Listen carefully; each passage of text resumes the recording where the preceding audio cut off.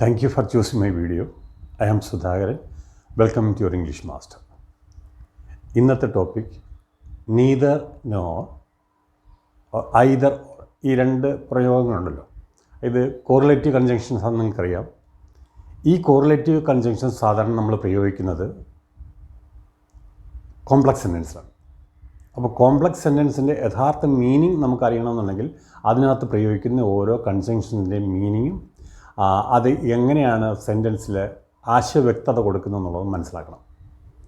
ഇവിടെ neither nor or either or എന്ന് പറഞ്ഞ രണ്ട് കൺജങ്ഷനില്ല, ഒന്ന് നെഗറ്റീവ് പ്രയോഗത്തിലും മറ്റൊന്ന് പോസിറ്റീവ് പ്രയോഗത്തിലും. ആ ഐദർ ഓർ എന്ന് പറയുന്നത് പോസിറ്റീവ് പ്രയോഗത്തിലും നെഗറ്റീവ് പ്രയോഗത്തിലും പ്രയോഗിക്കാം. എങ്കിലും നൈദർ നോർ എന്ന് പറയുന്നത് നെഗറ്റീവ് പ്രയോഗത്തിൽ മാത്രമേ ഉള്ളൂ. ഓക്കെ, അപ്പോൾ ഇന്നത്തെ വീഡിയോ നിങ്ങൾക്ക് വേണ്ടി പ്രത്യേകമായിട്ട് ഞാൻ പ്രിപ്പയർ ചെയ്തതാണ്. പ്രത്യേകിച്ചും കോമ്പറ്റേറ്റീവ് എക്സാമിനേഷനിൽ ഇതിൻ്റെ വളരെ ഒരു കൺഫ്യൂസിങ് ഏരിയ ഉണ്ട്. അത് ഈ സെൻറ്റൻസിന് ആദ്യമേ ഇതിൻ്റെ എക്സാമ്പിൾസ് എല്ലാം എക്സ്പ്ലെയിൻ ചെയ്യുന്നു. ഓരോ ടൈപ്പിലുള്ള എക്സാമ്പിൾസ് എക്സ്പ്ലെയിൻ ചെയ്തതിന് ശേഷം അതിൻ്റെ ലാസ്റ്റിൽ വരുന്ന എക്സാമ്പിൾസ് വളരെ വ്യക്തമായിട്ട് മനസ്സിലാക്കാൻ സാധിക്കും എവിടെയാണ് നമ്മൾ കൺഫ്യൂസ് ആകുന്നത്. അപ്പം അവസാനം വരെ ശ്രദ്ധിക്കുക. ഇഷ്ടപ്പെടുകയാണെന്നുണ്ടെങ്കിൽ ഇത് ഷെയർ ചെയ്യുക, ലൈക്ക് ചെയ്യുക, പിന്നെ ആദ്യമായിട്ടാണ് കാണുന്നുണ്ടെങ്കിൽ സബ്സ്ക്രൈബും കൂടി ചെയ്യുക.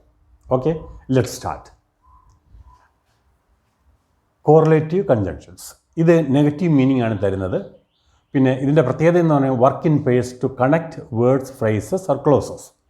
രണ്ട് വേർഡുകൾ തമ്മിൽ കണക്ട് ചെയ്യുകയോ അല്ലെങ്കിൽ രണ്ട് ഫ്രേസസ് തമ്മിൽ കണക്ട് ചെയ്യുകയോ അല്ലെങ്കിൽ ക്ലോസസ് തമ്മിൽ. ക്ലോസസ് എന്ന് പറഞ്ഞു കഴിഞ്ഞാൽ it is as good as simple sentences. ഇവയെ കണക്ട് ചെയ്യുമ്പോൾ അൾട്ടിമേറ്റ്ലി അതിൻ്റെ മീനിങ് വരുന്നത് നെഗറ്റീവാണ്. അതായത് അവനും വന്നില്ല അവളും വന്നില്ല, ഞാനും പോയില്ല അവരും പോയില്ല എന്ന് നമ്മൾ പറയുമ്പോൾ ഈ നെയ്തർ നോർ ചേർത്ത് വളരെ വളരെ ഇമ്പ്രസീവായിട്ട് ആ ലാംഗ്വേജ് പ്രയോഗിക്കാൻ സാധിക്കും. ഓക്കെ, നൗ പിന്നെ ഇതിൻ്റെ പ്രത്യേകത എന്ന് പറഞ്ഞാൽ verb agrees with the closer subject. ഈ ഏരിയയാണ് നമുക്ക് കോമ്പറ്റേറ്റീവ് എക്സാമിനേഷനിൽ ചോദിക്കുമ്പോൾ കൺഫ്യൂഷൻ വരുന്നത്. അവർ use the right form of the verb എന്ന് പറഞ്ഞ് ബ്രാക്കറ്റിൽ കൊടുക്കും. അത് സിംഗുലർ എടുക്കണോ പ്ലൂറൽ എടുക്കണോ എന്നുള്ള ഒരു സംശയം ആർക്കും ഉണ്ടാവാം, ശരിക്കും മനസ്സിലാക്കിയില്ലെന്നുണ്ടെങ്കിൽ. അതിൻ്റെ റൂളാണ് എപ്പോഴും വെർബ് സെലക്ട് ചെയ്യേണ്ടത് ഈ സബ്ജക്റ്റ് അനുസരിച്ച് വേണം. കാരണം ഇംഗ്ലീഷ് ഗ്രാമറിലൊരു ഒരു പറച്ചിലുണ്ട്, verb in a sentence always agrees with the subject in person and number എന്ന് പറഞ്ഞു കഴിഞ്ഞാൽ ഒരു സെൻറ്റൻസിലെ വെർബ് ആ സെൻറ്റൻസിലെ സബ്ജക്റ്റ് അനുസരിച്ചാണ് വരേണ്ടത്. സബ്ജക്റ്റ് സിംഗുലർ ആണെങ്കിൽ വെർബ് സിംഗുലർ ആയിരിക്കണം, സബ്ജക്റ്റ് പ്ലൂറൽ ആണെങ്കിൽ വെർബും പ്ലൂറൽ ആയിരിക്കണം. ഇത് എക്സ്പ്ലെയിൻ ചെയ്യാൻ പോകണം. ഇനി ഇത് നോക്കിക്കുക, ഒരു examples. Neither John nor Mary is coming എന്നുള്ള ഒരു സെൻറ്റൻസിൽ neither John or Mary is coming എന്നുള്ളതിൻ്റെ മീനിങ് തന്നെ ജോണും വരുന്നില്ല മേരിയും വരുന്നില്ല, രണ്ടുപേരും വരുന്നില്ല എന്നുള്ളൊരു മീനിങ്ങാണ് അതിനകത്ത് വരുന്നത്. അപ്പോൾ ഇവിടെ neither John nor Mary is coming എന്ന് പറയുമ്പോൾ മേരി ആണ് രണ്ടാമത്തെ സബ്ജക്റ്റ്. ഈ രണ്ടാമത്തെ സബ്ജക്റ്റിന് ശേഷമാണ് നമുക്ക് വെർബ് വന്നിരിക്കുന്നത്. So it is singular. അതുകൊണ്ടാണ് മേരി ഈസ് കമ്മിങ് വന്നത്. ഇത് പ്ലൂറൽ ആണെങ്കിൽ ഇതവിടെ പ്ലൂറൽ വന്നേ. Neither the students nor the teacher was present. Neither students nor the teacher was present എന്ന് പറഞ്ഞാൽ സ്റ്റുഡൻസും ടീച്ചറും പ്രസൻ്റ് അല്ലായിരുന്നു. അപ്പം ആ സെൻറ്റൻസിൽ ഒരു സിംഗുലറും ഉണ്ട്, ഒരു പ്ലൂറലും ഉണ്ട്. അത് ഏതൊക്കെയാണെന്ന് നോക്കാം. ഇവിടെ സ്റ്റുഡൻസ് എന്നുള്ളത് പ്ലൂറൽ, ടീച്ചർ എന്നുള്ളത് സിംഗുലർ. ഈ സിംഗുലറാണ് ഇവിടെ സിംഗുലർ വെർബിനെ എടുത്തിരിക്കുന്നത്. ഈ സിംഗുലർ വെർബ് പാസ്റ്റ്ലിയാണ്. അപ്പോൾ ഈ വെർബ് എപ്പോഴും എഗ്രി ചെയ്യേണ്ടത് ഈ ക്ലോസ് ആയിട്ട് നിൽക്കുന്ന സബ്ജക്റ്റിനെയാണ്. അതുകൊണ്ടാണ് always agrees with the closer subject എന്ന് പറഞ്ഞത്. ഇനി വേറൊരു എക്സാമ്പിൾ ആണ്, she neither sings nor dances. അതായത് ഈ നീദർ എന്നുള്ള വേർഡ് ആക്ഷൻ മുമ്പായിട്ട് വേണം. എന്താണോ ഇല്ല അല്ല എന്ന് പറയുന്നത് അതിന് മുമ്പ് വേണം അഡ്ജക്റ്റീവ് ഫോമിലേക്ക് അത് വരാൻ. She neither sings nor dances.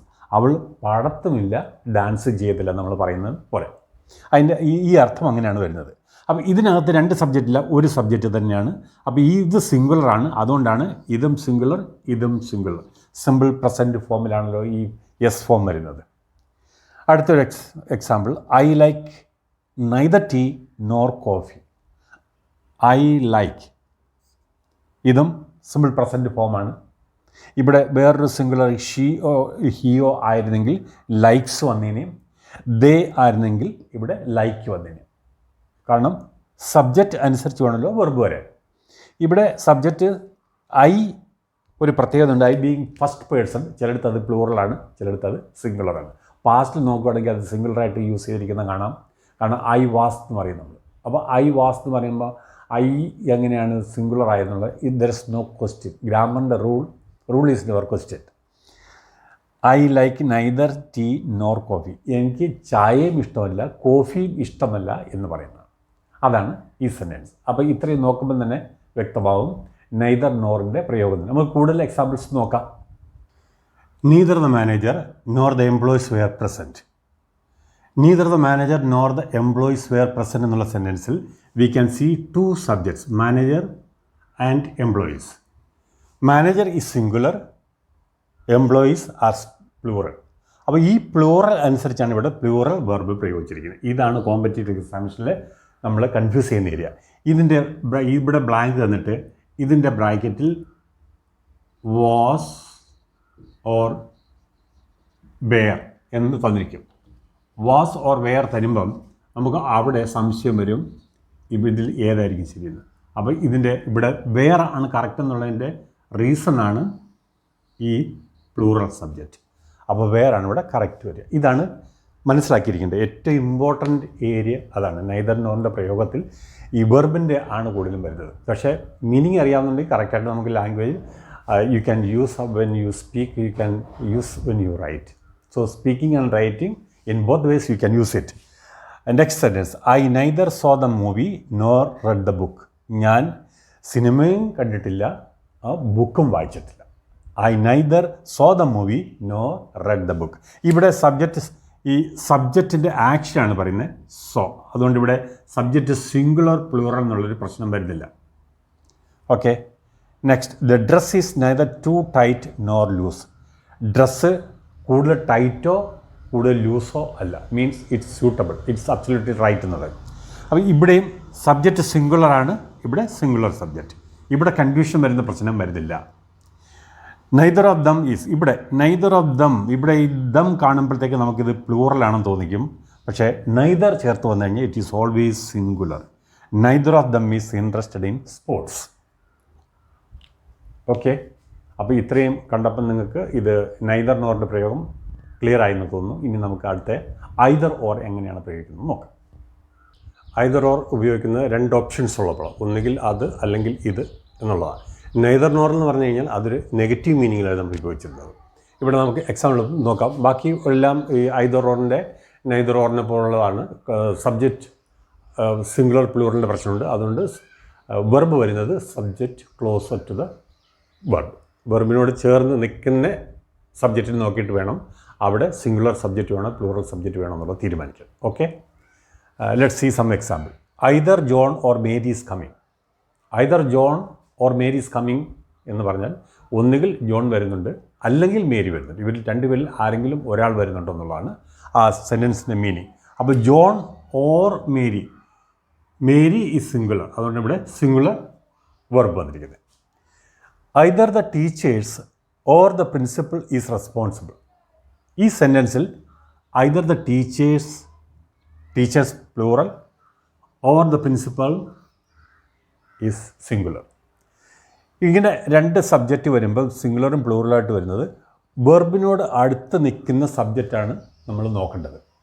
ഏത് വെർബ് ഉപയോഗിക്കണം എന്നുള്ളത്, സിംഗുലർ വെർബ് ഉപയോഗിക്കണോ പ്ലൂറൽ വെർബ് ഉപയോഗിക്കണം എന്നുള്ളത്.